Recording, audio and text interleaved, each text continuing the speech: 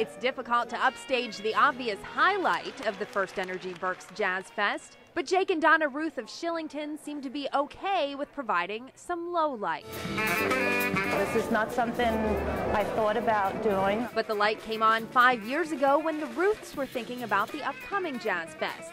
And soon after, Illumnatunes was born.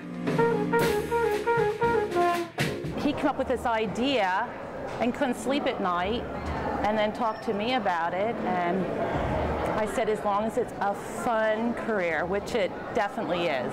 For their first Berks Jazz Fest, they made 25 of these lamps.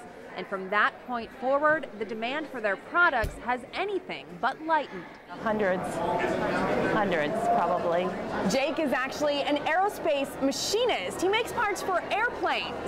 Might not sound like a harmonious mix going from that to lamps, but he says that background actually helps shed some light on this business. It's different, but I use a lot of my skills, for example, with saxophones for making the plastic ports to mount them and machining the holes. These aren't done with the flick of a switch. Jake and Donna design them together. Then Jake makes each one by hand. At the machine shop, usually I'll do the dirty work, and then I bring it home and do all the wiring and the testing, and then we box them in the basement. Jake owns the machine shop where he works, and right now Illumnatunes is just a side business they plan to make full-time when they retire.